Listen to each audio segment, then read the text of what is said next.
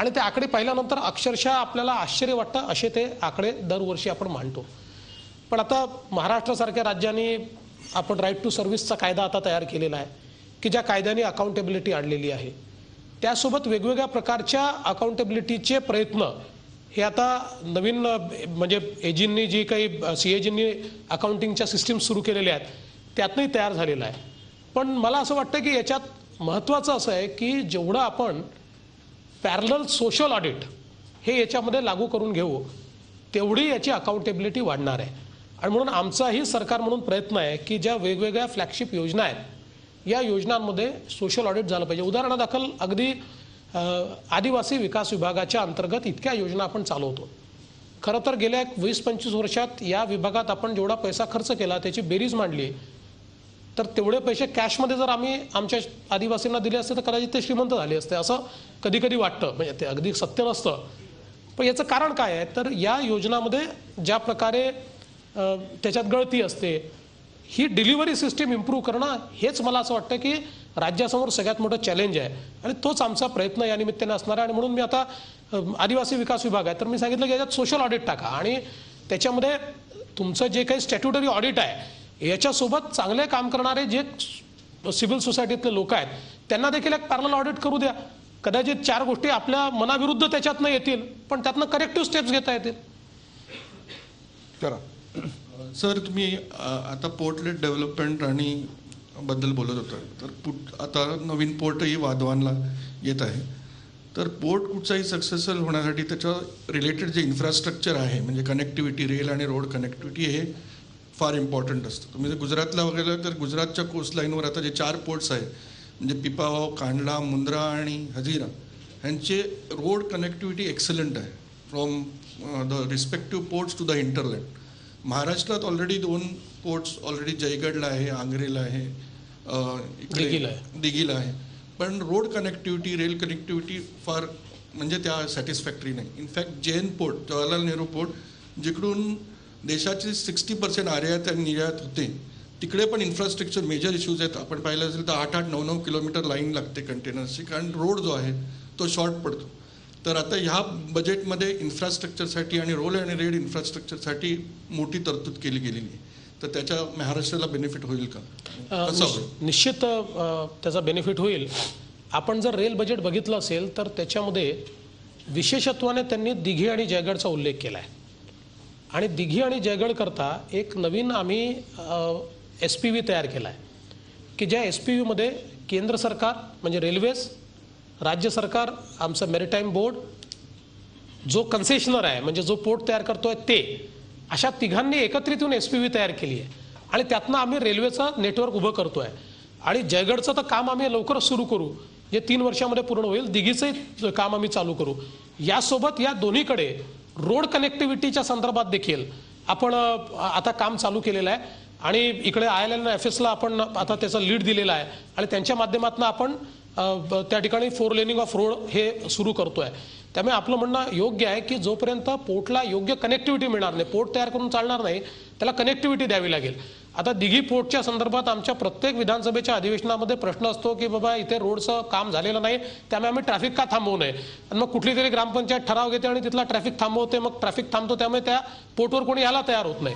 तर आता हेच बॉटलनेक्स दूर करण्याकरता पहिल्यांदा ह्या SPV रूटने आपण जातोय ज्याच्याकरता पैसा उभा केलेला आहे आणि त्या माध्यमातून हे काम आपण करतो. Quick question. या सर, एज्युकेशनमध्ये जेटली सरांनी आपल्या वित्तमंत्र्यांनी जे डिक्लेअर केलं त्यामध्ये स्पेसिफिकली असं डिमांड आहे एज्युकेशनमधल्या सगळ्या लोकांची की GDPच्या 6%पेक्षा जास्ती इन्व्हेस्ट करायला हवा कारण it's investment in the future.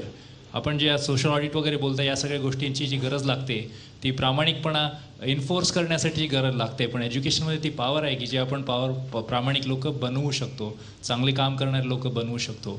तर यासाठी महाराष्ट्र शासनाने काय विचार केलेला आहे की ज्यामध्ये आपण जो कोणी निर्णय घेणारा असेल किंवा जे कोणी लोक आहेत त्यांच्यात काहीतरी व्हॅल्यू सिस्टीम्स आपण डेव्हलप करू ज्यांनी आपल्याला एन्फोर्समेंटवर किंवा या सगळ्या गोष्टींवर जास्ती एनर्जी नाही खर्च करायला लागणार. कारण मी परभणीचा आहे सर, तर आम्ही परभणीतही बरेचसे इश्यूज आहे. आमच्या एका उद्योजकाने MIDCमध्ये लास्ट थिंग आय मेन्शन की एक फायर सिस्टम इन्स्टॉल केली 20,000 रुपयांची पण त्याला त्याचं सर्टिफिकेट नाही मिळू शकलं. त्याला दुसऱ्यांनी सांगितलं की तू त्या सर्टिफिकेटसाठी कशाला, म्हणजे 20,000चं लावलं कशाला, तुला ते सर्टिफिकेट 5,000मध्ये मिळालं असतं. हे जे प्रकार होत आहेत त्याच्यामध्ये आपला लॉस खूप होतोय सर, त्यामध्ये आपण लक्ष द्यावं अशी विनंती आहे चेंबर ऑफ कॉमर्सतर्फे. मी धन्यवाद. जयंतराव, आपल्याकडून आणखीन काही प्रश्न? एक म्हणजे आपलाच प्रश्न पुढं मी नेतो. मागच्या 2 बजेटमध्ये अरुण जेटली साहेबांनी सांगितलं की आम्ही देशात 6 IIT काढू, AIIMs 10 काढू आणि IIMs 7 काढू. साधारणपणे 25 नव्या एस्टॅब्लिशमेंट करू, ज्या एका एस्टॅब्लिशमेंटला साधारण 400 ते 500 कोटीच्या आत खर्च येत नाही. यावर्षी मात्र बोलताना ह्या दोन्ही सुरू केलेल्या कामाची अचिव्हमेंट सांगणं किंवा याच्यात आणखी निधी देतो असं सांगणं असं केलं नाही. पण त्यांनी एक जनरल स्टेटमेंट केलेलं आहे की 1,000 कोटी रुपये आम्ही हायर एज्युकेशनला देऊ, पण not only for the special institutes, entire higher एज्युकेशनसाठी करू. कदाचित आपल्या स्मॉल प्रिंटमध्ये काही आणखीन असेल, आपण म्हटलं तसं ते संध्याकाळी आम्ही वाचूच. पण एकंदरच हायर एज्युकेशनचा जो विषय आहे तो सरकारने, केंद्र सरकारने मध्ये सोडला आहे का असं वाटावं असं आज मला वाटलं. दुसरा माझा प्रश्न, आपण त्याच्यावर नक्की मत दिलं तर बरं होईल.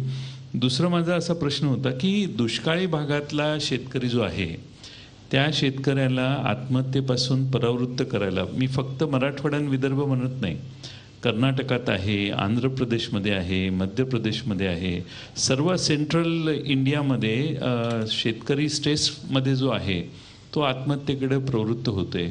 तर त्यासाठी काहीतरी विशेष अशी काहीतरी करणं आवश्यक होतं. आणि ते जर केलं असतं, म्हणजे नुसते पॉन्ड्ससाठी 5 लाख पॉन्ड्स काढणार त्यांनी उल्लेख केला, म्हणजे पाण्याचे हे तळी, शेततळी, ती तर आपली जुनी योजना आहे. काहीतरी इनोव्हेटिव्ह की ज्याने शेतकऱ्याला आत्मविश्वास वाटेल की आता जेटलींच्या भाषणानंतर आत्महत्येचं प्रमाण कमी होईल, असं वातावरण तयार करायला मला असं वाटते आणि आपल्यालाही वाटेल की केंद्रीय अर्थमंत्री थोडेसे कमी पडले. पहिलं आपण हायर एज्युकेशनच्या संदर्भात जो विषय या ठिकाणी मांडला, मुळामध्ये मागच्या वर्षी जे इनिशिएटिव्ज त्यांनी अनाऊन्स केले, आता एक महाराष्ट्राचं उदाहरण द्यायचं झालं तर त्यांनी आपल्याला एम्स आणि IIM दिलं. तर मग ही महाराष्ट्राची जबाबदारी असते की आपण त्यांना जमीन उपलब्ध करून द्यायची, पैसा ते देतात. महाराष्ट्रातलं IIM हे सुरू झालं आणि देशात 6 महिन्यामध्ये घोषणेनंतर सुरू होणारं IIM हे महाराष्ट्रात आहे. कुठेच होऊ शकलं नाही, पण महाराष्ट्रात झालं कारण आपण तेवढ्या त्वरेनं ते उपलब्ध करून दिली. आता मोठी जागा उपलब्ध करून दिली, बिल्डिंगचं काम आता सुरू झालेलं आहे, म्हणजे त्याला आपण एक आपल्याला कॅबिनेटचा निर्णय करून द्यायचा आहे त्यांना, ते काम सुरू होणार आहे. एम्स करता देखील आपल्याला त्यांनी निधी उपलब्ध करून दिलेला आहे, आपल्याला जागा पण आपण त्यांना दिलेली आहे आणि ते काम देखील लवकरच सुरू होईल. त्यामुळे आता या ज्या घोषणा झालेल्या आहेत याच्या संदर्भातल्या तरतुदी पुन्हा नव्याने घोषित करण्याची आवश्यकता नाही, त्या फाईन प्रिंटमध्ये आलेल्या आहेत, त्या राज्यांना त्यांनी त्या उपलब्ध करून दिलेल्या आहेत. हे जे 1,000 कोटी रुपये त्यांनी सांगितले, हे एक नवीन त्यांनी फंड क्रिएट केला आहे.